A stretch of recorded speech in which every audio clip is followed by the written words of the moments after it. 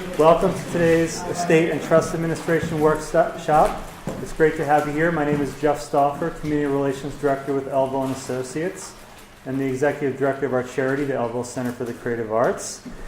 This is our second in a series of quarterly Estate and Trust Administration workshops we'll be holding. It's a very needed topic, and it's very pertinent to everyone in some capacity, whether you're a trusted advisor, a CPA, an attorney, a trustee, a personal representative, or just an interested family member. So a few very brief items. We've held a lot of events here at Oakland Manor. This is very casual. Please get up and get food, coffee, other refreshments as you'd like. Restrooms are directly above you on the second floor. If you don't like climbing stairs, there's also a restroom out the door around to your left. There'll more than likely be some lunches left over afterwards, so please feel to grab some seconds for yourself as well. For certified financial planners, you may receive 2 continuing education credits for attending today, and I'll have a sheet going around for you to sign in. For CPAs, you can also receive continuing education hours as well, so please sign that sheet as well. And I have certificates for your record keeping as well at the end. For financial professionals, we also have our bi-monthly advisors forum on Wednesday, April 24th. So I'll be sending out invitations as well for that by the end of this week. And you'll also be able to receive continuing education credit for that as well. So I have the pleasure to introduce today's speaker, who many of you know, Mr. Stephen Elville. So I'll be brief as we have much to cover, but he is the principal of Elville and Associates, and he concentrates his practice in elder law, special needs planning, and estate planning. And as a member of the National Academy of Elder Law Attorneys, the Academy of Special Needs Planners, the National Network of Estate Planning Attorneys, he works to bring peace of mind to clients by creating solutions to their needs through counseling and education using the very best legal technical knowledge available. Steve is also the incoming chair of the Elder Law and Disability Rights Section Council of the Maryland State Bar this year. He is a seasoned speaker and last year spoke at over 75 conferences, continuing education events, and workshops. And for a third straight year, he was named to the Maryland Super Lawyers list in 2019. So congratulations, and Mr. Stephen Elville.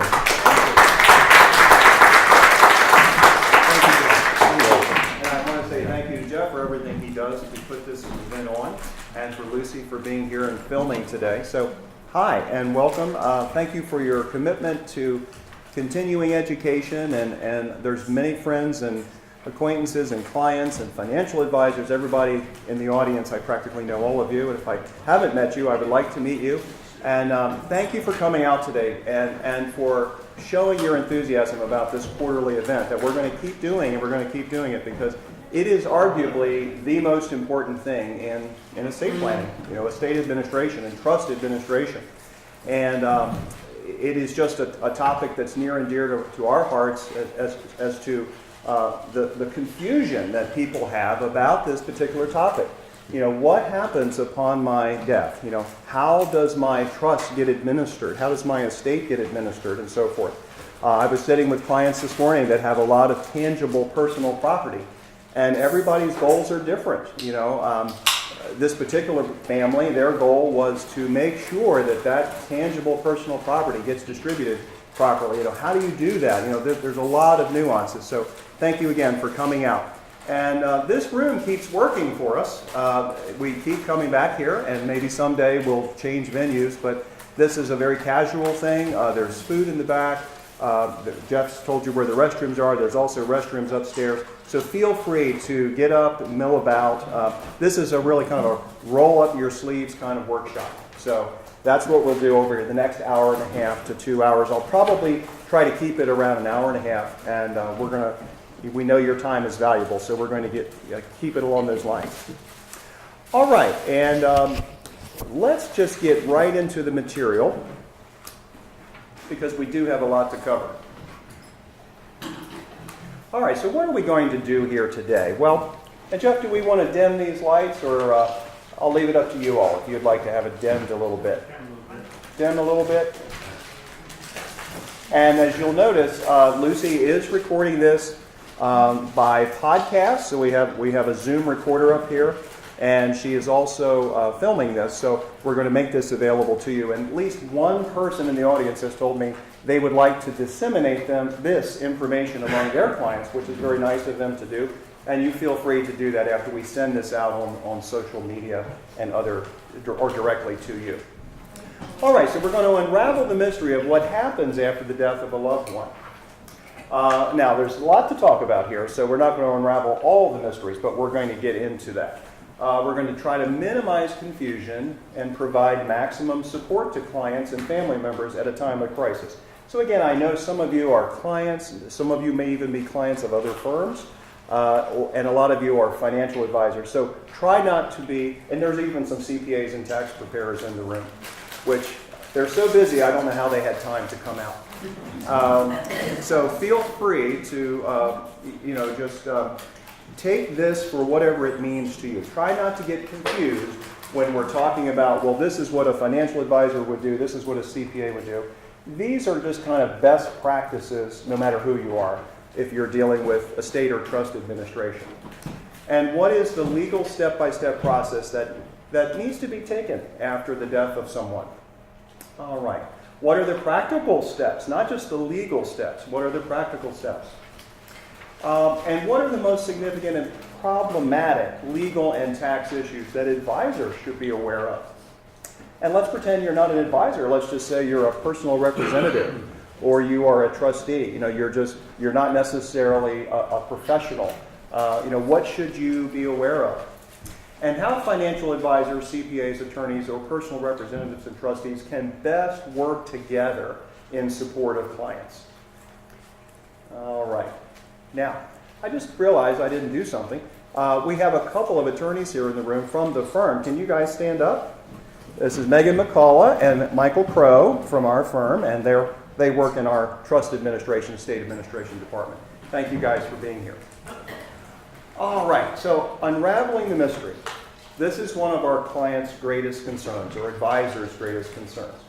And we have wills, which are subject to probate by their very nature. Okay? We have trusts that are needing to be administered. So one of the things we're going to find out today is, just because we have a trust, does that mean there's no administration? No, there is going to be administration, and that's a big myth. Okay?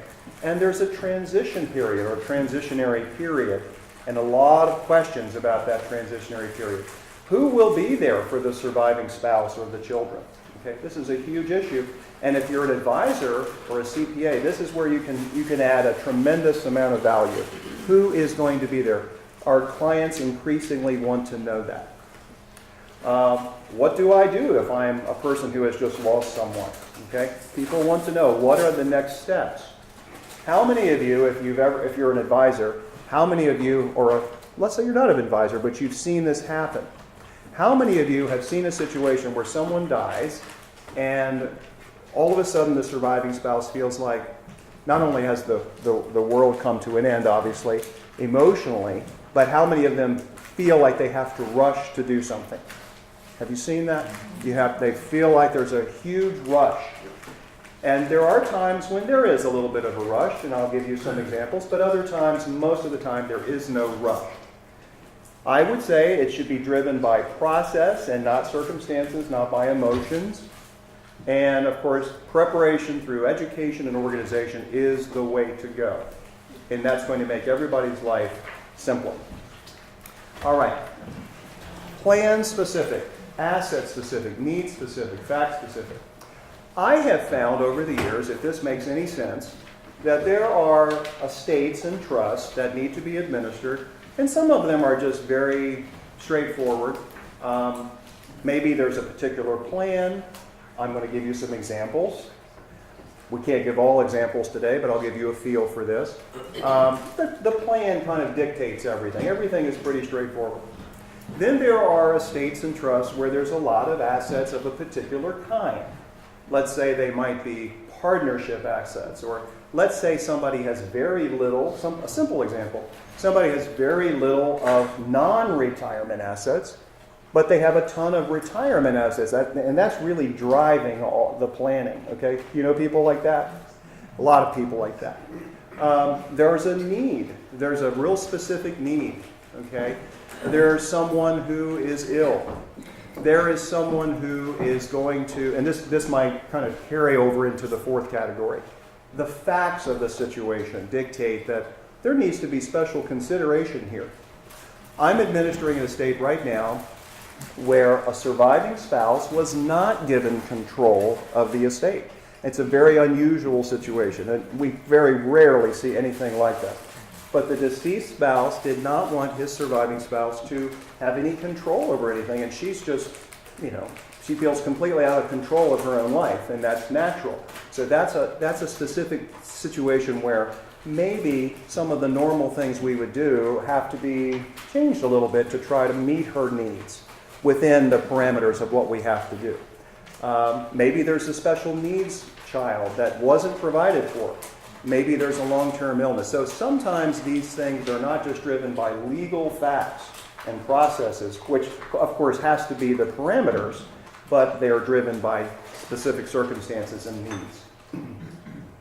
All right, now you have these slides, and I want you to take this home and know that you probably know more than 95% of people how to administer trusts and estates just by following these kinds of simple guidelines. So use this as a reference, but all of these slides are available in this handout. Now let's just take a quick look at this. And this is just one of many examples. We have a hypothetical fact pattern. We have a single person who was never married, age 77, but they have one child. Now let's just take a look at this. This is not rocket science. I'm just trying to give you a feel for a couple of scenarios here. This person is a single person with a residence, a savings account, IRAs, savings bonds. Now that should wave a little red flag there, savings bonds. They never made any lifetime gifts. He or she had no, I guess this is a he never had any creditors at his death. Okay. His income was Social Security. And his estate plan is that he has a will. So what does that tell us? We're going to have probate. And everything is outright, not in further trust to his son Charles. So if we just look at this, let's just, a couple of things here, okay? 77. Now that doesn't mean he was old, but let's pretend that he was up in years. And did he have any health issues? Did he have any Medicaid benefits at the time of his death? Was he in a facility? Was he in a nursing home? We want to keep that in mind because Medicaid is a priority creditor. So that's the first thing that might come to my mind. And of course, this is a probate estate, so what's going to happen? They're going to run notice to creditors, okay? And what are we concerned about? Are there any creditors out there? Like, what did this person die in a hospital? Okay? Hopefully, there's no big creditors, but we have to be aware of that. 300, 500 with the 200,000, 900,000 if we add up the IRAs, and then the savings bonds. So it looks like this person had about 1.2 million, 1.3 million in their estate. Second thing we ask ourselves, is there any estate tax? Well, we know we have a 5 million exemption for Maryland, an 11.4 million exemption for federal. So this person's going to have no estate tax, state or federal. And is there any inheritance tax? And the answer is no, because he's left everything to his child, Charles, and Charles is not subject to the 10% Maryland inheritance tax. So Maryland is one of those only states that has a state estate tax and an inheritance tax. So just know there's no tax here that we can see. But do we have a red flag? And the red flag is the savings bonds. So the savings bonds are considered to be taxable, just like what? Just like an IRA, okay? So someone has to pay the tax on these savings bonds, right? And that's a pretty hefty amount that he's got there. So there's going to be some income tax ramifications of that. And a good CPA and attorney combination, they're going to determine how best to deal with that income tax, okay? Should it be taxable to the estate of this gentleman? Or should it be taxable to the beneficiary? Okay. Or should it be taxable to the decedent on his final tax return? Or a combination of all three to minimize tax? So that's the kind of thinking that would go into this fact pattern about that income tax. Now you'll notice here, this gentleman never made any lifetime gifts that we're aware of. And if he did, it was probably less than $15,000 per year. Okay, so there was no use of his gift tax exemption or his estate tax exemption. Any questions about this fact pattern? Yes? You mentioned the inheritance tax. Does that only apply to assets that go through probate, or could it apply to beneficiary or trust? That is a great question. And the question is, does the inheritance tax apply just to probate? And I think the last part of the question was, does it apply to, in other situations, Beneficiaries. to beneficiaries? So that's a great question. So inheritance tax only applies, since around 2000, inheritance tax only applies to basically non-lineal descendants. So my best example is to say anyone who is a niece or nephew or beyond, those people are subject to inheritance tax. Okay? Now, it's not specific to probate.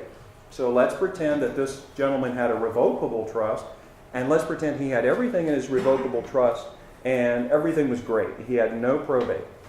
The trustee is obligated, and we'll talk about this, the trustee is obligated to report that someone is getting, if this was a niece or nephew, that someone is receiving property subject to inheritance tax. And for those of you who are really studious, here's the name of that form. Application to fix inheritance tax on non-probate assets. So we just went round and round in our office just over the last couple of days. Michael and I were talking about a case where the Register of Wills, because remember the Register of Wills collects inheritance tax. So we were going round and round because the Register of Wills was demanding that we write a big check for inheritance tax when we didn't think it needed to be written yet. So this is the tension about inheritance tax. But it doesn't apply, I believe, it doesn't apply to life insurance, okay? And there are other exceptions to that. But that's a great question. It has nothing to do with probate per se. All right, second example, we'll keep moving. All right, now this is the death of a married person, okay? Jack is 69 years of age, and Janet is his spouse, and she's the surviving spouse with 3 children. They have a residence, they have checking, savings, and CDs, they have a pretty good amount in IRAs and 401ks, they have a joint bank account, they have life insurance. You know, this is a pretty typical situation. But look what they have here. They have a Delaware residence, okay? They have a residence down on the lower, slower shore. And they also have not made any lifetime gifts or have creditors that we know of, okay? Their estate plan is a revocable trust.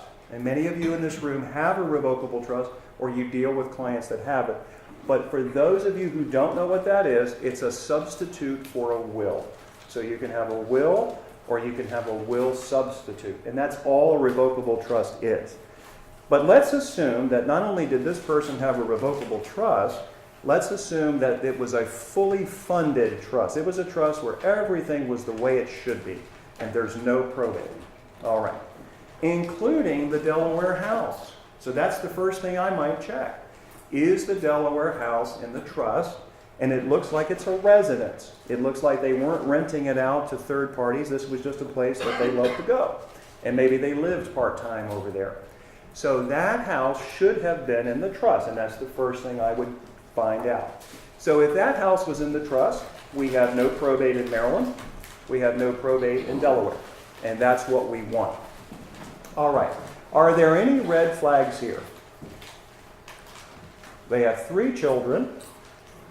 Everything is outright to Janet, okay, with a disclaimer. Now, if I'm administering this estate, we're going to get into the checklist of the actual specifics of what to do. But overall, this fact pattern tells me I've got a surviving spouse. I'm going to need to make certain tax elections, especially since I see that disclaimer clause. That means we have to make certain tax elections within 9 months. Within 9 months of the date of death. But as you're going to see in the presentation here, there might be other tax elections like the Q-tip election for the marital trust, if there was one, or the portability election that might have to be made within 15 months or 24 months. But this is the thing that would pop out to me. There's a disclaimer here. That means that everything passed to the surviving spouse, Janet. Now, does she need to make a tax election within 9 months? And if we added up all this, which I should have done, I think it's under $5 million. So she probably doesn't need to make a disclaimer for any reason. But if she did, let's pretend that the federal laws change, which they're slated to change if there's no congressional action. They're slated to change in 2026 from 11.4 million to what? 5.5 million. That's what's supposed to happen.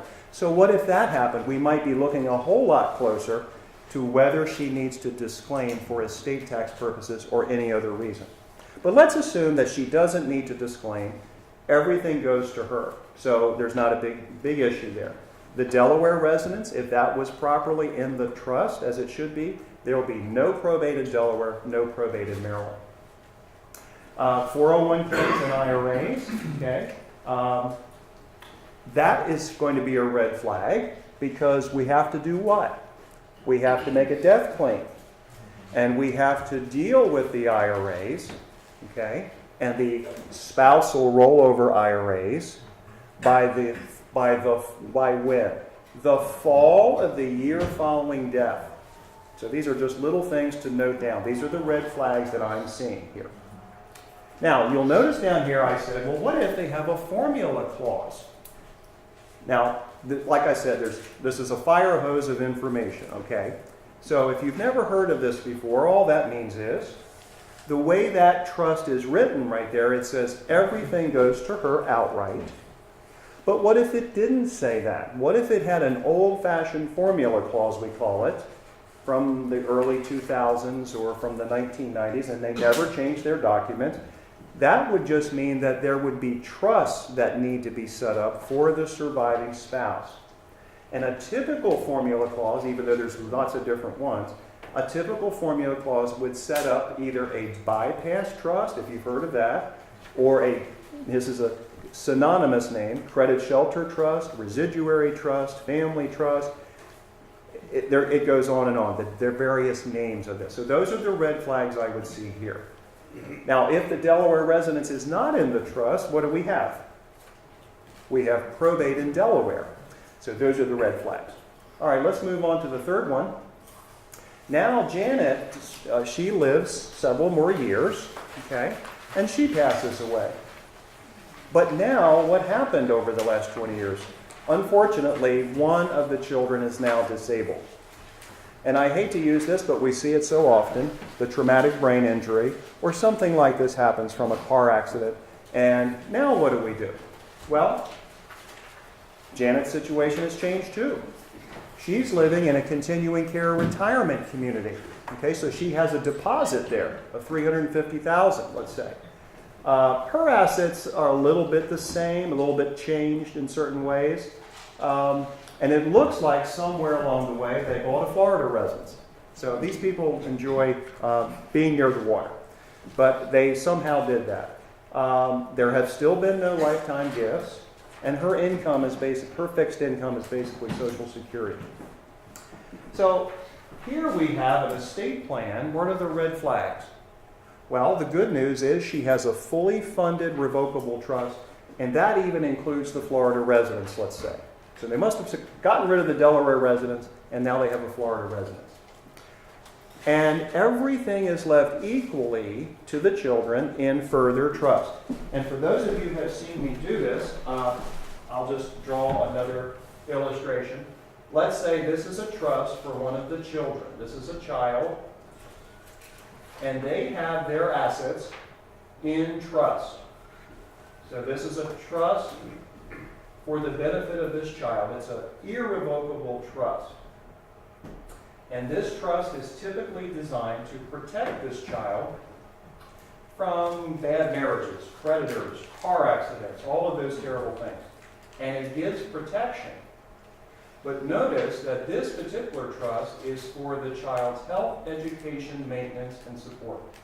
So this is a general needs trust. This is a trust that is not really designed for what? Special needs. But now we have someone who's injured, okay? But the mother, for whatever reason, she either didn't think about it or wasn't advised properly, never changed the trust. So now this disabled person is going to get a general needs trust, and maybe that's not a good idea. So you, as the fiduciary or the advisor, would want to look at this and say, gee, I heard about this thing called decanting. And that's a whole other subject. But decanting is a way to change an otherwise irrevocable trust. And Maryland is just now, the lawyers are just now floating this idea to the legislature that Maryland should have a decanting law, that irrevocable trust should be able to be changed in some way. Now, we don't have time to get into decanting too much, but decanting is very scary stuff. If used properly, it is wonderful. If used by bad people, and depending on where you are in the country, it is a way to remove beneficiaries from trust. So, you just want to be aware that decanting on a scale of 1 to 100, with 100 being the strongest or the scariest power, I would say decanting is right up there at about 95. Used properly, it can be used to correct this situation, and that disabled child will not get a trust that disqualifies them from public benefits. Used improperly by the bad person, a bad person could move a trust from this state to this state, Nevada being one of those states, and remove a beneficiary. So just be aware that decanting is out there, but you want to be, as a fiduciary, aware of how it can work to your advantage, or to the advantage of the beneficiaries. So those are the things I see in this fact pattern. Now this is my fault. This is a death of a spouse, and this should say James or something. So take your worksheet and put a male name in there. Okay, don't put my name in there, but okay. So let's just call him James. Okay, and this is real stuff. Okay, I didn't make this up. James is separated at the time of his death, and he has 2 children. And at the time of his death, his spouse lives in New Mexico. And I guess I've seen other fact patterns where it could be any state, so I'm not picking on New Mexico. But there's a cult there. And this lady lives in a cult community. Okay, and I know this is an extreme example, but I saw this happen. All right, so and one of the children is in bankruptcy. So let's just look at this pretty simple, but maybe a little bit complicated. So the assets aren't huge, okay? So there's not a tremendous amount of assets. Again, we have savings bonds. We do have some lifetime gifts. Now, why did I throw that in there? Okay? Well, because what we want to do is recognize things that are flags, okay? This person gave away assets during life, and let's pretend this lifetime gift was one-time lump sum gift to one person, okay? And it could have been a child, it could have been someone else.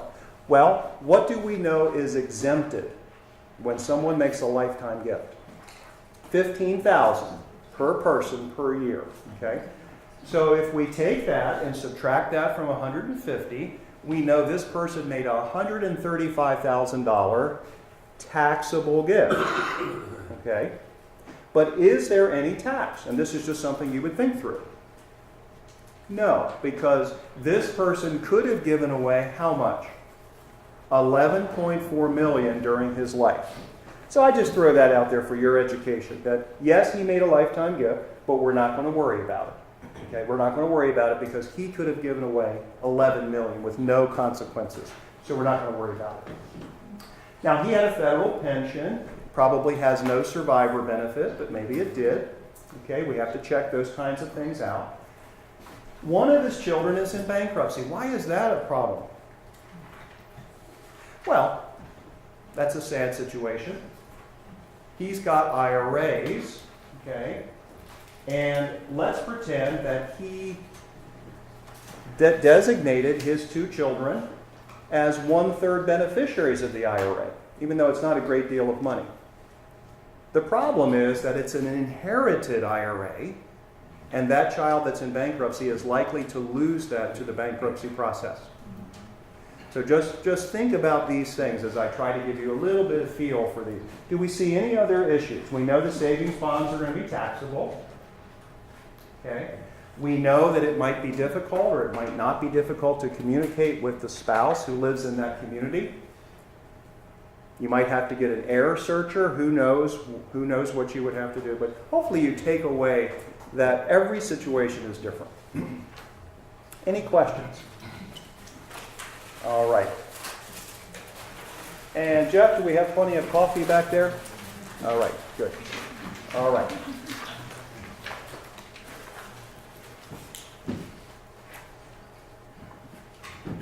So hopefully I've set the stage for just saying in every situation we have lots of questions to ask before we begin.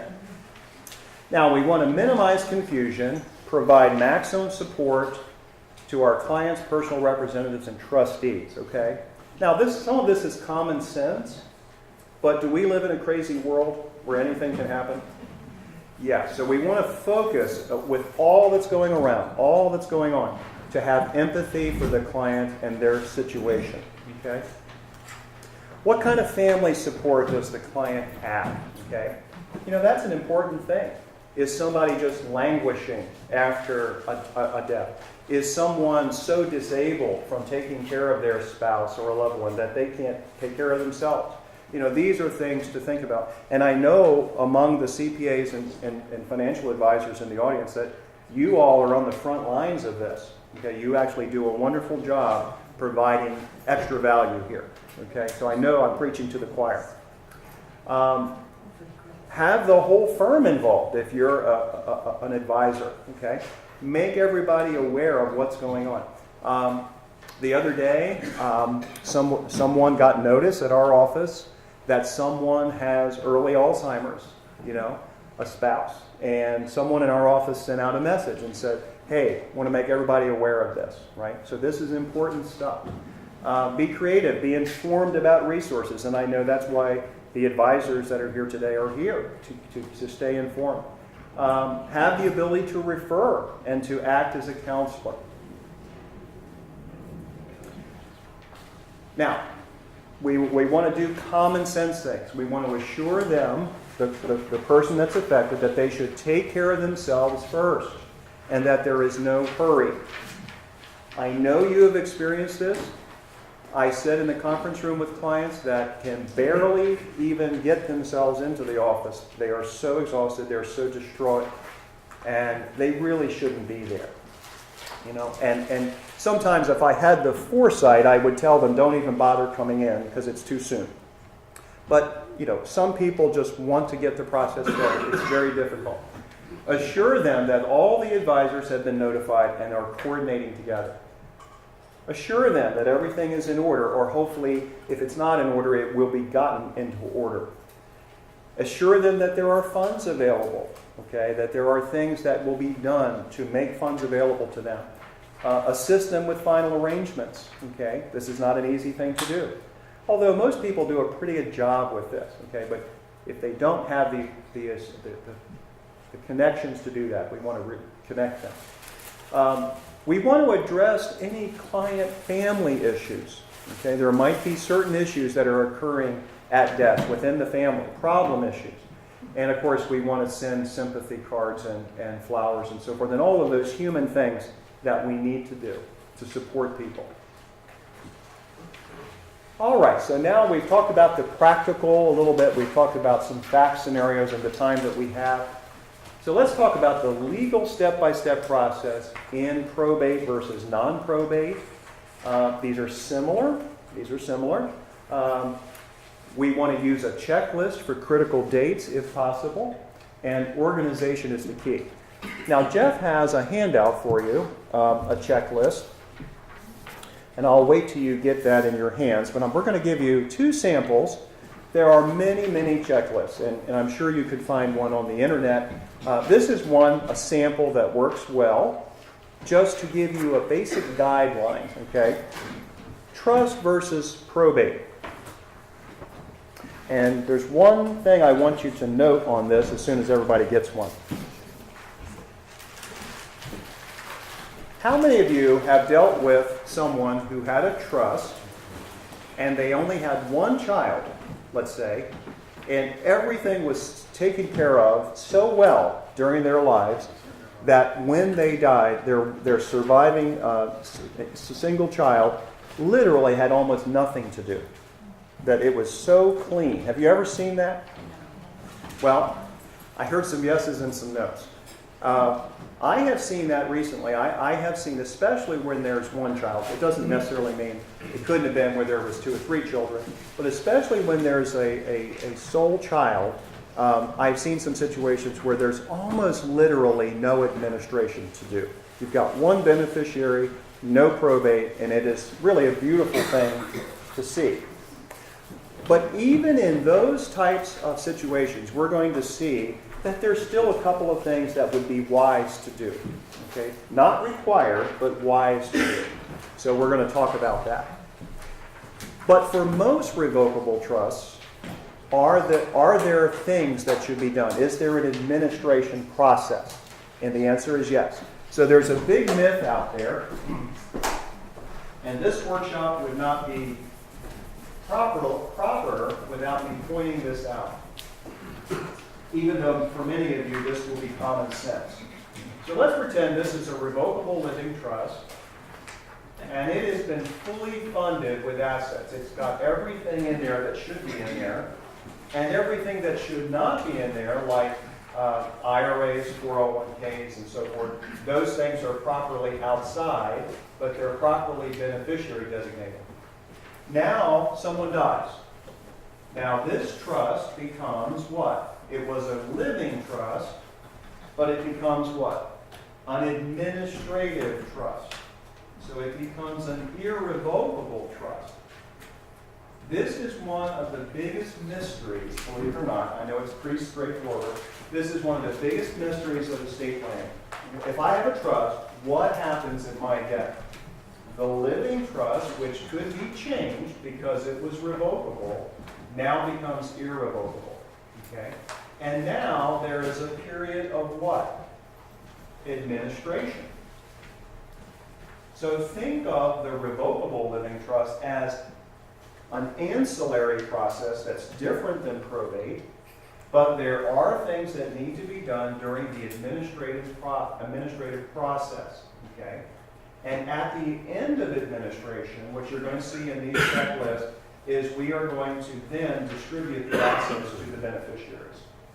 So in my example where there was one beneficiary and everything was done perfectly during life, sometimes this administration process is very short. But in a, quote, normal administration, there's going to be these kinds of things we're going to see on the screen up here. We have to get date of death values. We have to give notice to creditors, even though it's not required for trust. We want to think about all of those things with all the final tax returns, all the critical dates. We still want to do all of those things, even though it's a revocable trust. And if you or someone you know is the trustee of a trust, and let's say that they're in charge of all these things that we're talking about, do they have liability? Do they have a fiduciary responsibility? And the answer is yes. So they are going to want to do what? They are going to want to account. That is their responsibility, is to provide an accounting prior to the distribution. So everything is accounted for. So that is my way of saying that even if you have a revocable trust, there is still administration. All right. Question, Yes. are these specific to Maryland or do they be true any place? All right, so the question is, are these checklists that I'm handing out, and one of them you'll see is for trust. It says the trust estate of, and the other one is for probate, or the estate of. And the question is this specific to Maryland? And I'm going to say, yes, it is, only because, we're licensed in Maryland. as some other jurisdictions as well. This is generally the process of what you're going to be concerned about in Maryland. There may be other processes in other states. It's a good question. Now, one of the things I want to point out, there's a correction that needs to be made on one of these, and that is on the one that says estate of, on the back, it says where you will see portability election, the last thing. I want you to scratch out 15 and I want you to put 24 months. So the portability election is got to be made within 24 months of the date of death. And when you're looking at the trust administration checklist, and we can send out an updated one actually, all of those types of elections, the Q-tip election, the portability election, it still applies on this side too. So somehow that didn't get reproduced on the back side of this, but you still have those critical dates. All right. Now, what needs to be done at probate, in probate, okay? And what is probate? Probate is the process of proving a will to be what? Valid. It's the process of proving a will to be valid. So we want to look at date of death issues. We have a death certificate. Letters of administration. Some of you have, I'm sure, worked as a personal representative before for a family member. We want to do an inventory and information report. Okay, that's due within 3 months. Okay. Sometimes there is a need to get a different valuation other than the date of death valuation. Claims against the estate. Creditors have 6 months to make a claim, generally speaking, in the estate, and this is important, from the date of death, not from the time the estate starts. The date of death. So creditors have a tough go of it in Maryland because of that reason. Spousal right of election. So that's something to think about. There is legislation before the legislature right now to change the way this would look and apply the spousal right of election to trusts as well. And that still has not passed after several years, but that's something that's kind of on the front burner. Remember we talked about disclaimers? Disclaimers are basically tax elections. That has to be done within 9 months.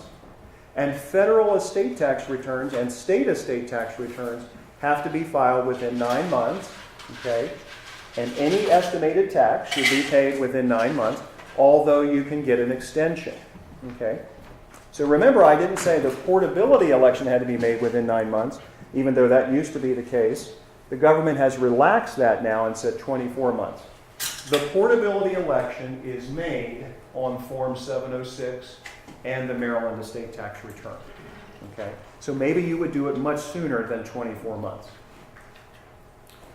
Now the Q-tip election, saying that property qualifies for the unlimited marital deduction, that has to be done within 15 months.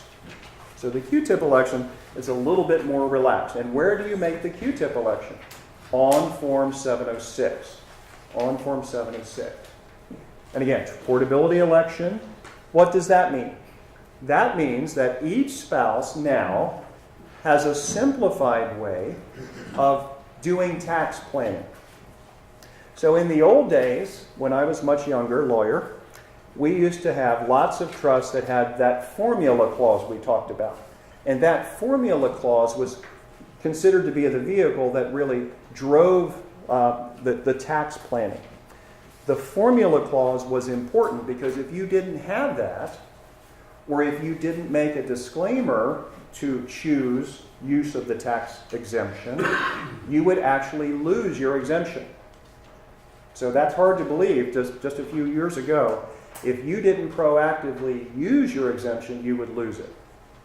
With portability, the surviving spouse can make the election to say, I'm using the exemption of my deceased spouse as well as my own. And that's called the portability election. It has to be done within 24 months. The first administration account. Okay, now if this was a will, we have administered the estate This is a will, and we get all the way down here to 9 months. That's when the first administration account is due. Now, is the first administration account always a final account? And the answer is no. Sometimes things are not complete yet. Sometimes we have to do a second accounting and so forth. Looks like I might have hit the clicker. Yes. So we might have to have subsequent administration accounts after the first one. Release of liability for the personal representative and trustee. This is something that you should really take to heart. Okay? We're living in a society of anything can happen, right? So, you're probably going to be doing this within the context of a loving family where there's been true loss and no one is really going to be contentious. But you just want to make sure that prior to distributing assets that you're protecting yourself if you're a fiduciary. So, you have the right to say, I'm getting ready to distribute assets. All the beneficiaries now should sign off. And they should waive any kind of legal action against me because what? You did a great job because you provided an accounting to everyone. Okay? Now in probate, beneficiaries have the right to receive an accounting and to object. They have 20 days to object. So there's no reason to believe that if you've done everything that you're supposed to do, there's no reason to believe that you should not be entitled to someone signing off and saying, I release you from liability and I consent to the distribution of assets. In addition to that, you might have them sign something as part of that agreement called an indemnification agreement and a refunding agreement. So what if you distributed assets, but then you found out that you distributed assets too soon? There was something that you didn't do, there was some tax that was owed, and you've already distributed the assets. You want those beneficiaries to sign off that they will agree to give you the money back, and you have at least a contractual agreement there that they will do that. But of course, the key is don't distribute until everything is done. All right, but that's a big deal. If you're yes, ma'am. This releasing the distribution part, should that be written in your will? That is a great question. The question is, can I write that in my will? Well, I may stand subject to correction here by Michael or Megan, but I believe that the Code of Maryland now allows a personal representative to be indemnified and to ask for this form, require that this form be signed. There's nothing in the law, to my knowledge, that allows a trustee to force someone to sign this. Although most beneficiaries will sign it because what? They want to get their distribution.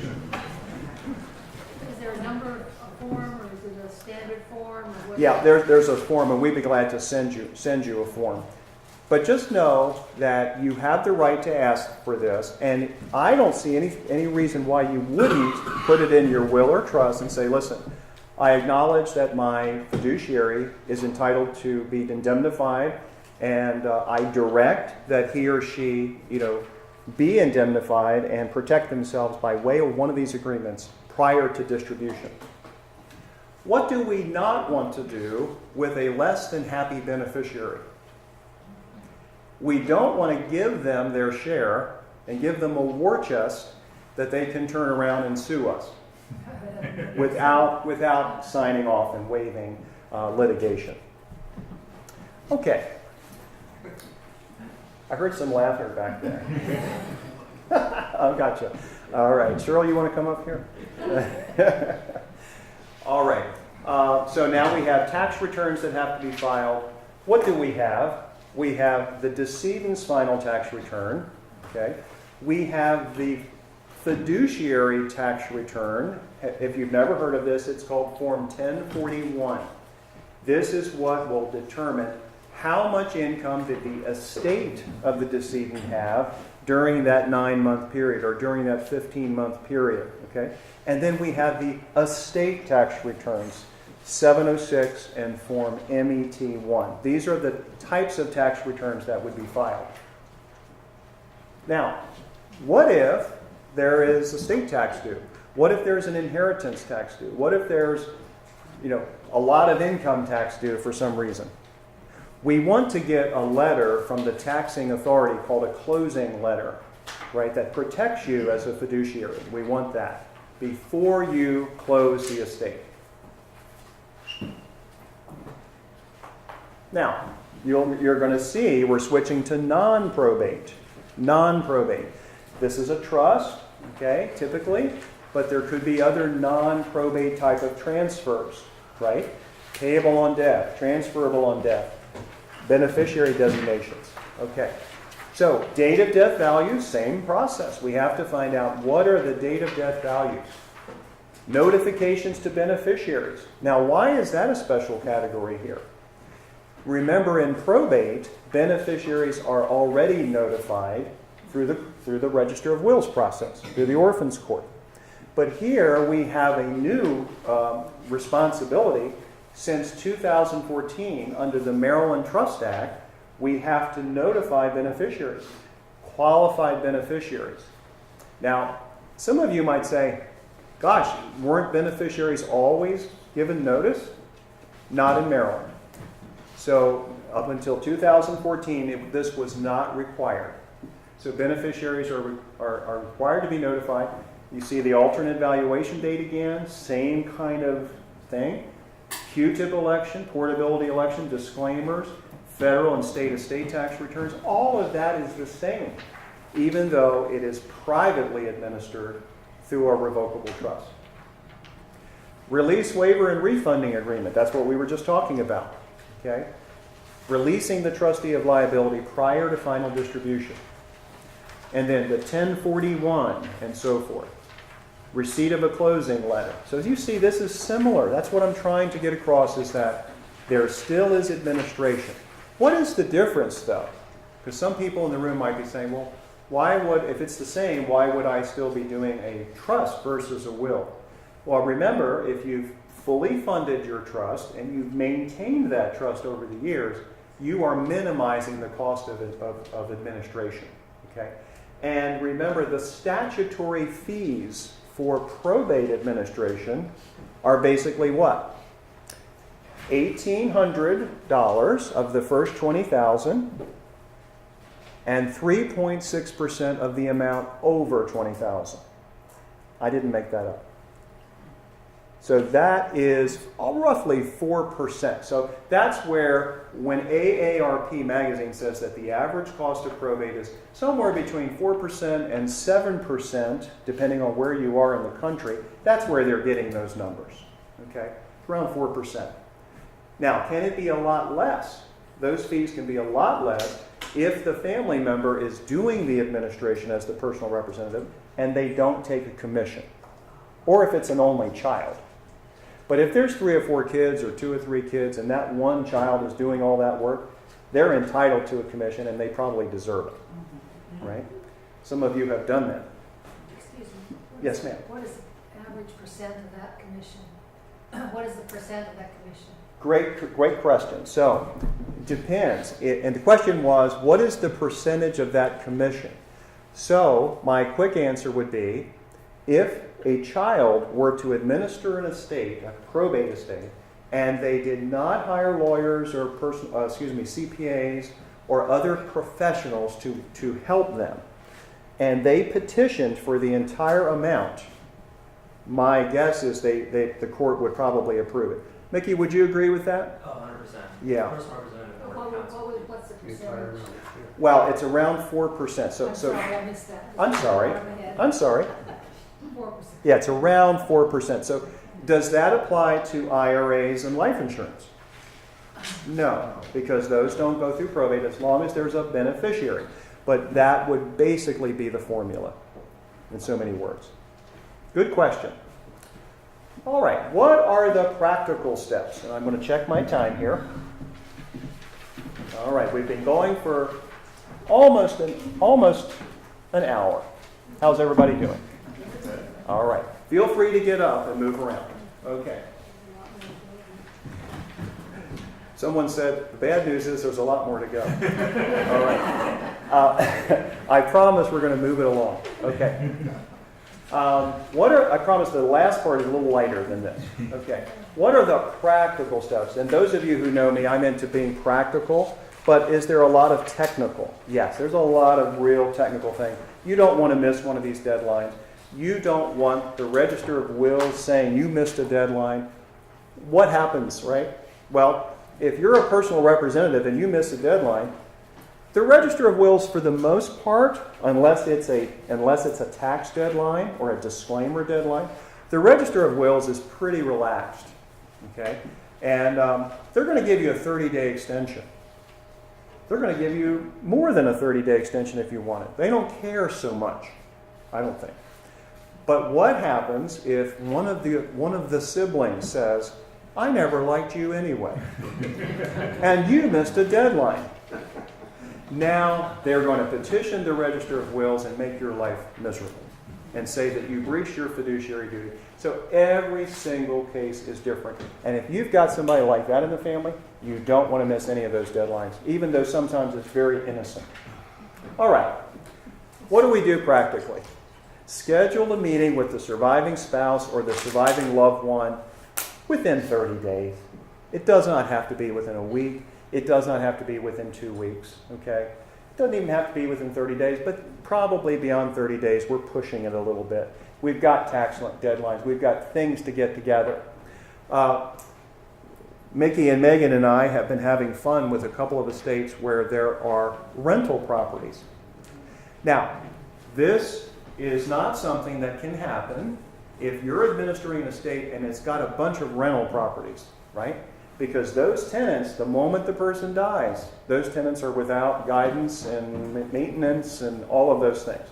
Are the leases always up to date? No. So that's not something that can wait. So this did not apply to a situation like that. But a prototypical situation where you have a surviving spouse, give them some time. Coordinate with other advisors to attend meetings. Most clients are fine with that. Most clients want that, depending on who the advisors are, okay, with their permission. Use a checklist. Again, these are just samples of checklists, and organization is key. Steve, Yes. is the fiduciary the same as the personal representative? Yes, thank you, Len. So I was using that term interchangeably, but when I say fiduciary, I'm using one big umbrella term for trustee or personal representative. All right. Have an inclusive process. That's what we were just saying. Don't have an exclusive process where you say, "Oh, I have that information, but you can call somebody else to get it." You know, there are people that do things like that, and it just wouldn't make any sense. Exercise reasonable due diligence to see if this person is coping with the situation and take appropriate action. Okay. Encourage the surviving spouse to be methodical and encourage him or her to do their own planning, but it doesn't have to be done the next day.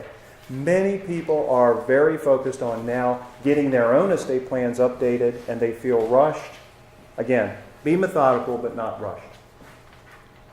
Organization, traditional storage and paper records, okay, versus digital archives. We're living in a digital world, okay?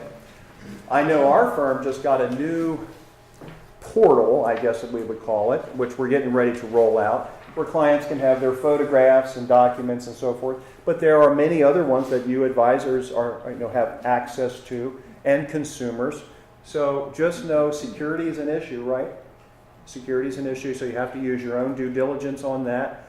But generally, the more organized we are, right, the better off things are going to be.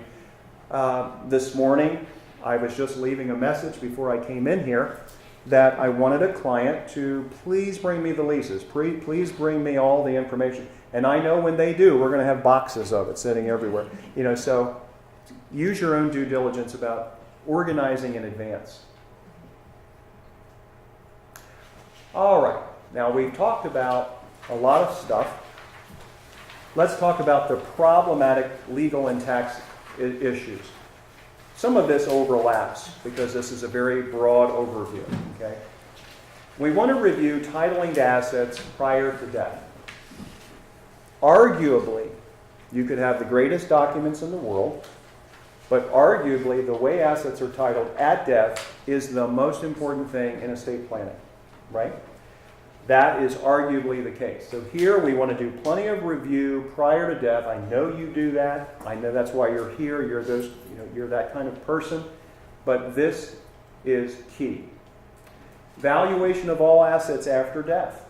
Okay? This is usually pretty straightforward. Okay? There can be challenges with tangible personal property. Some people don't want to pay big bucks to have jewelry and coins and all of these kinds of things appraised. If you're a fiduciary, and I know it's going to sound counterintuitive, but if you're a fiduciary and it costs a ton of money to do that, should you still do it?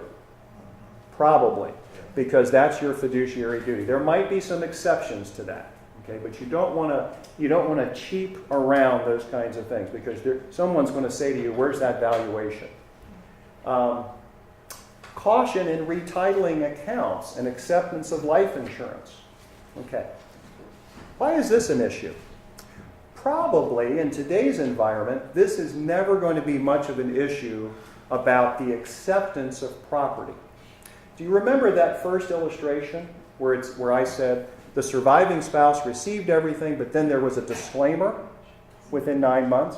Well, how many of you remember way back when the estate tax exemption was only $1 million? And in the 1990s, it was only $600,000 or even less. Okay. Now, back then, someone dies, let's say, and the surviving spouse receives, let's say, $1 million of life insurance. Real quick illustration. They receive it, and they even cash the check and put the money in the bank. Can they now disclaim that? No. Jerry's right, because they've accepted it, right? So when you're dealing with something, whether it's today, where we probably don't have to deal with it, because we have 22 million of exemption between spouses, and we have 11 million for one person, you probably are not going to have to worry about this for many people. But if you have a surviving spouse that's taking control and receipt of money during the administration process, you better make sure you don't need to disclaim that. That's one thing that this is saying. Retitling of accounts. I had a financial advisory firm call me up. They're on top of things. So on top of things that they were getting ready to retitle accounts in the name of the children within 2 days after someone died. And I said, please don't do that. And it was a person that had a trust. And why would I say that? And this is something that wasn't in the prior slide that probably should have been. Because since 2014, if you are a trustee of an administrative trust, you can run notice to creditors and foreclose creditors' claims. So remember, in a probate estate, the notice to creditors is required, right? Pretty much. It's required. Creditors have 6 months to make a claim. But what most people don't realize is that creditors now have a formal green light to be able to make claims against a revocable trust. So if you're a responsible thinking trustee after the death of someone, you're going to want to go into the Maryland Trust Act, and there's a little ad in the code, and it says if you use this ad and you put it in the newspaper, you can give notice to creditors so that if they don't make a claim against the trust within 6 months, you're foreclosing the claims of creditors. So I was like holding them back to retitle those accounts because no one has had an opportunity to give notice to creditors yet prior to distributing to the children. Inheritance tax, we just want to think about that issue. Is that a red flag? Okay. Portability election. The government was making people do that, I believe, within 9 months, except for several years.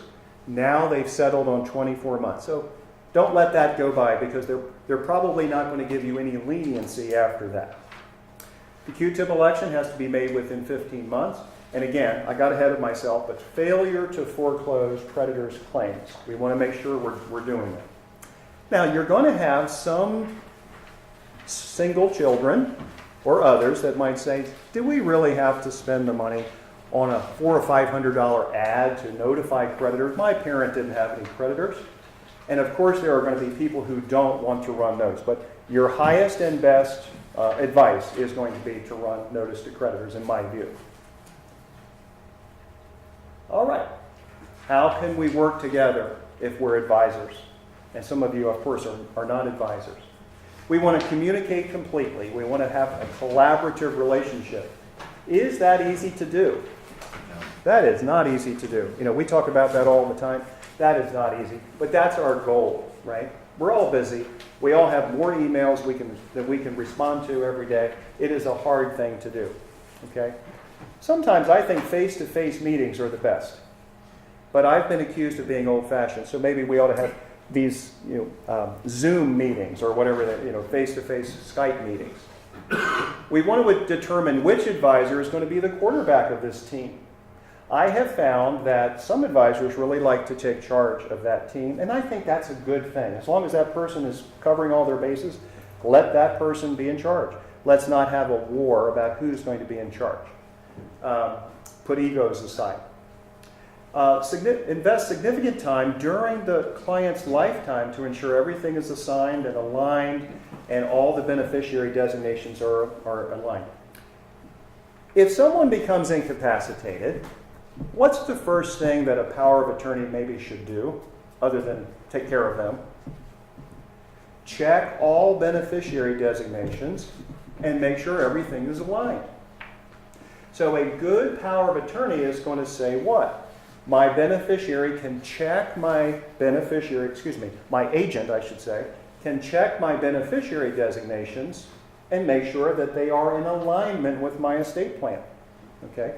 Now, not everybody wants to give their agent that kind of power, but we think that's good power. That's good flexibility, as long as it is to align the estate plan properly.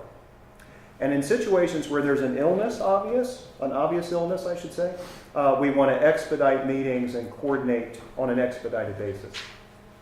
We want to encourage clients to utilize advanced organizational tools. We talked about that just a minute ago.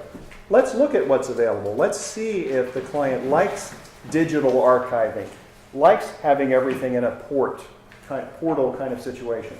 We want to facilitate systematic reporting to all advisors, not just have a team of advisors, but a team of advisors that actually communicates, okay? We want to disseminate information quickly and comprehensively, and we want to assure the client, I keep pointing that out, we want to assure the client and instill confidence in them that things are being taken care of. Meeting people's expectations, this is a huge thing. All right. Now, see how quickly that went? We had a prediction of disaster, but it only took me 10 minutes to get through that. Let's slow down for just a moment. We did set aside 2 hours for this, and I did go through those, I guess, a little more quickly than I normally do. I usually have more stories. You might be glad I didn't tell them. Who has questions about this? And I know we did a big overview. We're going to be doing this every quarter, and if you have any suggestions about other, examples or topics that we could get into more detail. I think last time we did this, we did take well over an hour and a half to get through those slides. Yes, Jim? First, thank you. I enjoyed your presentation. Thank you. I think I learned a lot. But when you say probate and no probate, isn't it the case that even in the no probate, there's a minimal probate that takes place? That is a great question. So I think if I'm hearing you, if there's no probate, there's no probate assets, is there still some kind of probate needed, even the bare minimum amount? Is that what you're saying? Yes. Okay. So let me try to answer that by saying, let's pretend there's absolutely nothing to go through the estate.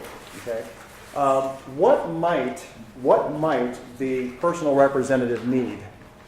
They still might need to get a letter of administration. There are life insurance companies out there every once in a while. Mickey can speak to this. There are life insurance companies out there that will say, oh, well, we know there's no estate, but we still want to see a letter of administration. Have you ever seen that, Mickey? Yeah, this would apply if there wasn't a trust. So they don't know who they should give the authority to and who they can speak to, so they need to have some form of court order or a letter of administration saying, look, I can actually speak to you. Until then, we can't divulge our life insurance information to just anyone. So Yeah. that's why you would need it. Or Yeah. litigation purposes. if Yeah, there's- you shouldn't need a letter of administration. You shouldn't need it at all, but you should just need the death certificate to make such claims. And Mickey just raised another great point, and that is, what if there's a litigation that needs to happen? There's no assets to go through probate, but you need a letter of administration to open an estate for litigation purposes only. That's something that happens too.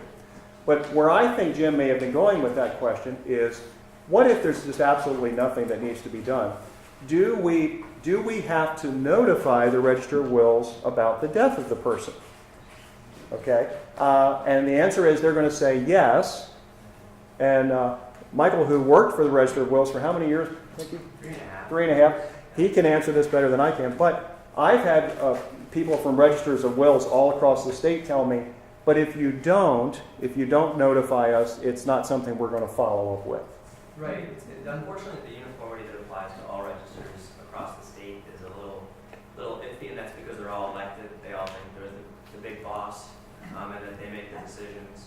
But legally, you should file what's known as a will of no estate. So if there is a will, you would have to file that with respect to Register of Wills wherever that person passed. But if there's no will, fine, moving forward, and you don't technically, they don't have this any teeth to their bite. They can't come in and say, where the heck is this? They don't have the manpower to do that. Or womanpower. Roy. Nikki, not filing and for no will, and you still are the executive or representative of the person's estate, wouldn't it make sense to even do that to protect yourself as far as the going ahead and notifying the Registry of Wills? Just to be clear, you're saying there's no will? Yeah, there's no will, So then you would go through what's known as Maryland but there's still some assets? assets, life insurance, other things of that nature. No, so really it's just boiling down to the name of the office, the Register of Wills. Okay. So they can help and assist you if there were probate assets, if there's something solely in your name or your spouse's name and you need to gain access to it. Mhm. But if there's no will and everything's passing outside of probate, then there's no need to contact the Okay. Register of Wills. I'd say for public policy reasons, the Register of Wills collects probate fees, and they want to make sure everybody's reporting, and they collect inheritance tax, and they resolve disputes and things like that. But that is a practical tip there, that they're not going to come after you and look for that. Other questions? Yes, sir. Quick question on like funeral homes, their services, the good ones, do they give any guidance for the families? Typically, what do they do? Funeral homes. The question is, funeral homes, what guidance do they provide and so forth? I happen to have a couple of relationships with funeral home owners, I guess, and some of them are very proactive. The ones that are very contemporary, they want to provide the most service possible. I think they do point people in the right direction as much as possible, but they are heavily regulated. As some of you may have experienced. And so my best guess is they point people in the right direction, but they don't go too much further than that. The one thing I will say about funeral homes and funeral expenses is, when you are administering an estate of any kind, that's one of the first things you should make sure of, is have the funeral expenses been paid. That's one of the things the Register of Wills is very, very big on. They want to make sure who paid it. And of course, if you're a fiduciary, you want to make sure the person who paid those expenses gets reimbursed. Okay, people are entitled to be reimbursed for paying those things. Yes, Steve. Steve, I was a little unclear on the inheritance tax for direct children. Yes. As you get one example, said it was an unmarried person, son Charles, Yes. said he wasn't subject to inheritance tax. Is that because he was out of state, or is he direct lineage? Great question. So the question is about inheritance tax, and why didn't it apply, let's say, to my first example, where we had a person who died and left everything to their son, their surviving son? Well, because the inheritance tax does not apply to lineal descendants. So that's why, and it didn't really matter, where the son was living. Okay. Now in Pennsylvania, which I'm not a Pennsylvania lawyer, my understanding is almost everyone is subject to inheritance tax of some kind, and there is a schedule. Okay, but in Maryland, it's been abolished for most beneficiaries, not all. And then one last question. Could Yeah. you touch on that decanting process again? All right, so decanting, that's a great question. So let me put it this way, so I won't leave you with questions in your minds about decanting. So decanting started, to my knowledge, in what we call the asset protection states. And those of you who have heard me talk, you'll know I'll mention states like Delaware, Nevada, Wyoming, South Dakota, Alaska, obviously, and several other states. There are, quote, asset protection states. Now, in those states, you can do what is called a self-settled trust.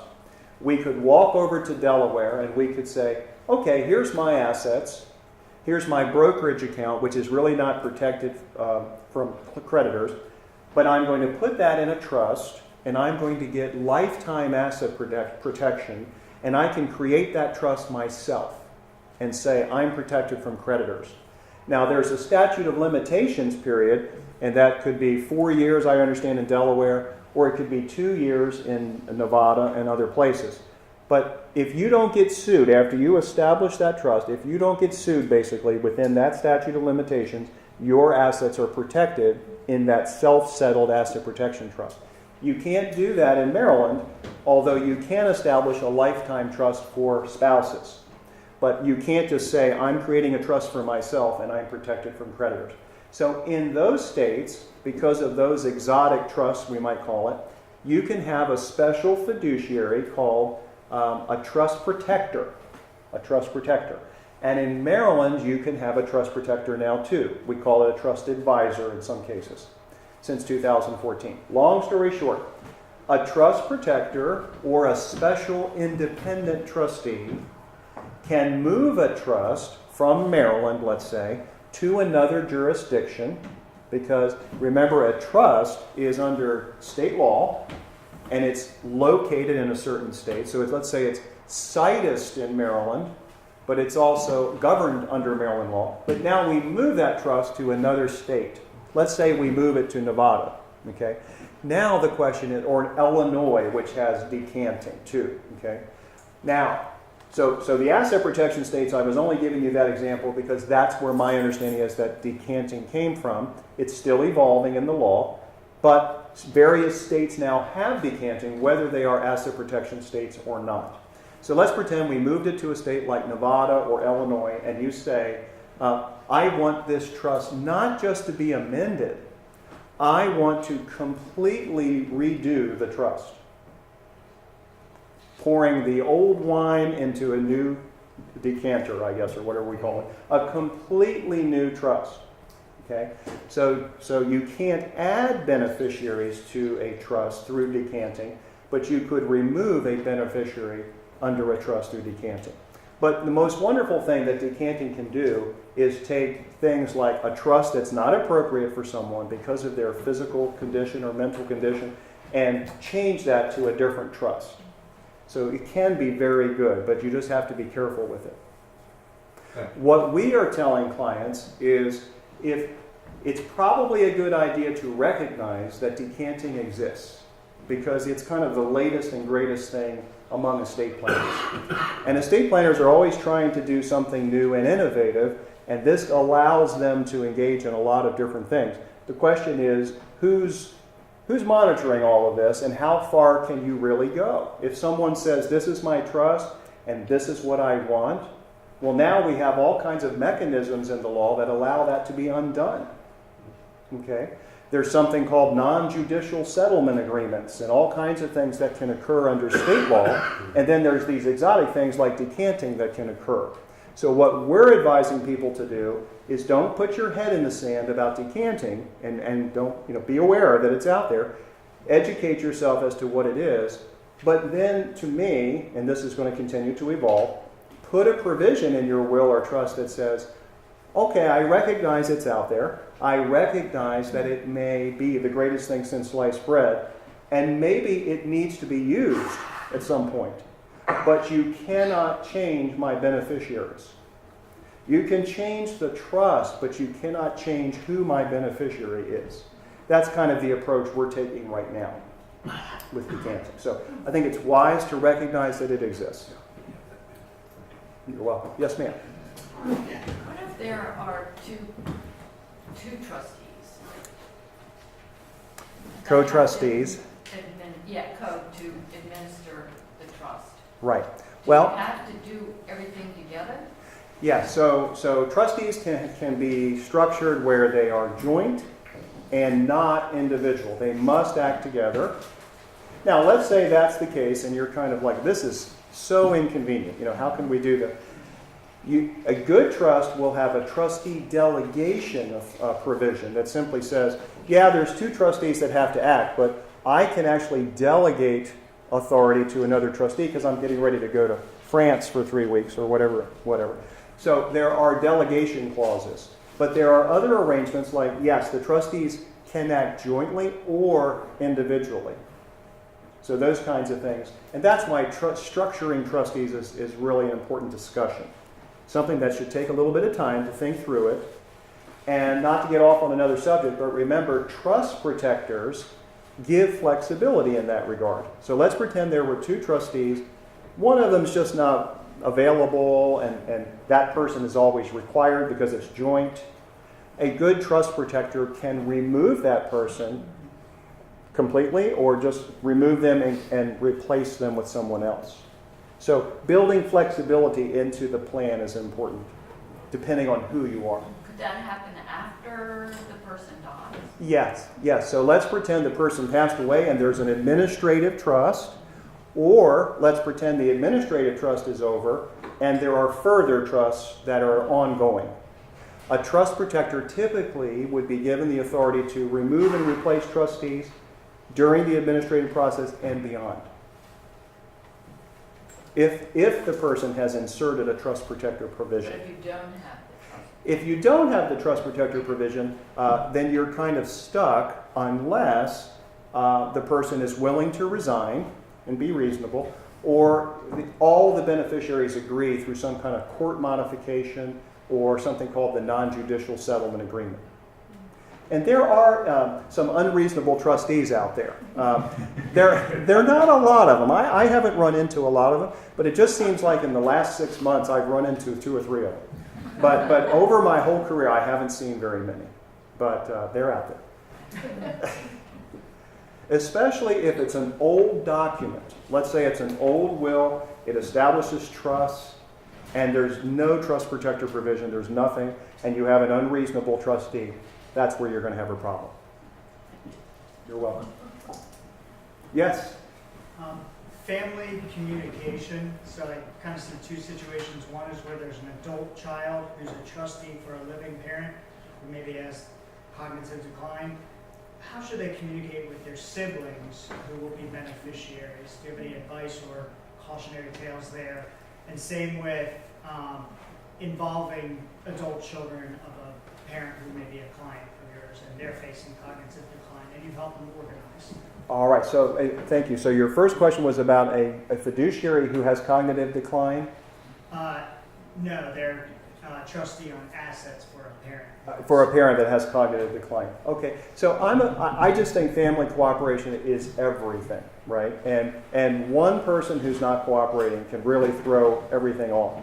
So as long as the children, they don't have to, love each other, tremendously, but they just have to be willing to get along at a bare minimum level. So if I was a fiduciary under those circumstances, depending on the family dynamics, I might just have a family meeting if there was some issue, because the last thing you want is to be trying to be somebody's power of attorney or administer an estate, and maybe there's a surviving parent, and I have a situation right now where there's 6 or 7 brothers and sisters, and they're still going to war with each other, even though they're really kind of reasonable people. It's just a big conundrum of a guardianship going on within the family, and it's all kinds of family. So if they're reasonable people, the fiduciary should have a family meeting, face-to-face, maybe even with the attorney, okay? And just say, this is what I'm doing. I'm making everything transparent, okay? I want you to know I'm not going to do anything without a consensus. In another family situation, asking for consensus might not be a good idea. And you might want that fiduciary to be very strong, and they're not asking for permission. And that maybe there's a good reason for that. But I'm a big believer in face-to-face meetings. Yes, Marty? Yeah, a question I have, I've seen situations where one sibling had the parent transferred a sizable amount of funds to them to handle for them. Maybe they were the principal caregiver, and then something happens, and then those funds were intended to be distributed among the other siblings. What recourse do the other siblings have in those kind of situations? So this transfer occurred during the parent's life, Correct. and then they died? Correct. Okay. So there's all kinds of elder abuse out there, right? There's all kinds of, maybe the elderly person had a power of attorney that allowed for gifting. Maybe the elderly person had a power of attorney that said, I want my fiduciary to be compensated, right? Maybe it said, my fiduciary can give gifts to themselves. So the first thing you look at is you say, was there any kind of legal authority to allow this to happen? And if there wasn't, okay, now the surviving siblings can say, okay, I want it, this is terrible now because it's messy. I want an accounting, and they send a letter demanding an accounting. And they say, I want an accounting during life, okay, of what you did with the money as a fiduciary. And did you have any authority for these transfers and so forth? And then it gets to the issue of the parent's capacity or incapacity, whether they acknowledge that it was okay to do this kind of thing. If they don't provide the accounting, then you follow up with court and you say, all right, now I'm demanding an accounting under law, because under the Maryland Power of Attorney Act, I believe they can compel that person to do an accounting. So now that person does an accounting, they have to show the $500,000 or whatever, and now they have to account as to whether they had the authority to do that. And that's unfortunately what they'd have to do. Yes, Dennis. Someone passes away.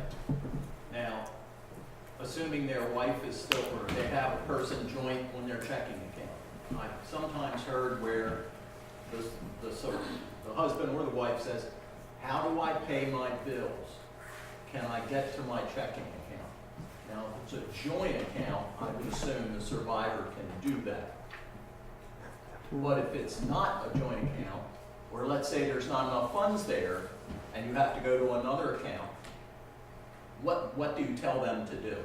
So they're kind of stuck because there's a will, it's probate. Yes. Yeah, and let's. Or may not be. Okay, may or may not be a will. I have a client right now where this is a widow with 3 young children. Right. I know she has no will. Right. Because I've been after her to get one. Gotcha. And the joint owner on her checking account was her mother. Gotcha. Her mother just passed away. Gotcha. In this scenario, who's the personal representative? Is it the young person? In other words, Yeah, I don't think she's done anything in that regard. Gotcha. Well, if I understand your question right, if there's someone that's died and all the money is in probate, and there really was no money that came over by joint ownership to this person, the personal representative, someone needs to get appointed, right? Take control of those assets. Hopefully it's going to be her because she's the child. Now, she's got certain reporting requirements, right, to the Register of Wills, and she has to go through the normal creditors notice, get notice. But the practical thing there is she's got 3 small children and she may not have a lot of funds herself. Funeral expenses have to be paid. So despite the Register of Wills rules, okay, and despite the fact that there may be creditors, I would look at that and say, whoever the personal representative is, they're going to have to make some kind of reasonable distributions to her, knowing there's a risk of making distributions out of the probate estate before the claims of creditors period runs. And there's a couple of statutory allowances that she's allowed to have because of those. Mickey, do you recall what those are? There's a couple of statutory allowances. So from the fact pattern you given, it's the mom has passed away and she held a joint account with her daughter who has 3 minor children. Yeah, it's the daughter's account. The mom was her joint owner because her husband had died. Okay, and the daughter is there. She's got 3 young children. the daughter died also, is what he's saying. Right. So you have a woman who was married, her husband died, okay? She's got 3 young children. Okay, yeah, And after her husband died, she put her mother on a checking account. gotcha. Now her mother has died. Okay, But she's still living. She's still living. right, so for her husband's estate, there would be, and I'm just gonna speak generically, Her not. husband died long ago, that's, Right, I'm just giving you the allowances that are out there. So if there was a minor child, it's $5,000 for each child and $10,000 for a surviving spouse. gotcha. So what that means is that you can protect that equity that's coming through probate up to that amount. And creditors then have to wait their turn until that individual is reimbursed, where you can then advance that to them and not worry about holding funds for that creditor time period. The second thing is funeral expenses, which is what I believe Steve was alluding to, and that just recently moved up to about $15,000. Now that doesn't mean you get $15,000. It means that if I were to pass away and my mother was to pay $12,000 in funeral expenses, which are varied that the register accepts, it could be my favorite whiskey, it could be food, it could be flowers, it could be everything with regard to funeral services. You can reimburse yourself. But if I had a prepaid plan, I planned ahead, I knew I was going to die, and I didn't want my mom to take care of that, that would not be reimbursable. So there are ways for her to kind of, if she has funeral expenses, kind of keep the funeral creditors at bay in the sense that, like, look, as soon as I get this estate open, I've said I'll pay for this, but, you know, this is where the monies are going to come from. I would be careful with that, hoping that there are monies there. But that is a way you can protect certain monies that come to an estate. Yeah, and if I understood you right, Dennis, if that was a joint account with mother, that's her money now. She can do whatever she wants to with it, okay? But if mother had accounts in her own name, I guess where I was going with that, if there's nothing in mother's estate that this young lady can get her hands on right away, she still could get some kind of reasonable distribution from the probate estate, as far as I'm concerned. It's just that if you distribute from the probate estate before the claims of creditors period is over, there is some risk. Yeah. But that You're joint welcome. account is hers now. That's, I didn't. Yes, that was her well, it was hers all along. Right, but so she can access, she can use that as her funds. So there's no issue there. All right. Other questions that you may? Yes, sir. Is there a minimum on inheritance tax that you don't have to pay on? That's a great question. Is there a minimum on inheritance tax that you don't have to pay on? And not to my knowledge, it's 10% across the board. But the good news is that you don't pay inheritance tax without it being some credit, a credit against state estate tax. So if you had to pay state estate tax, it would be reduced by the inheritance tax paid. Is that from $1? Yes, of estate tax paid. Yes. I mean, inheritance tax, is that from $1? Yes, inheritance tax is from $1. $1. Thank you guys for coming. Thank you. Thank you. All right, so we're a little bit after 1 o'clock. Any other questions? Because I know we were scheduled to go to 1:30, but you're a good group. You, on your first example, you had the husband died and what the wife is. What if you got some property jointly? Does that still come in the same category?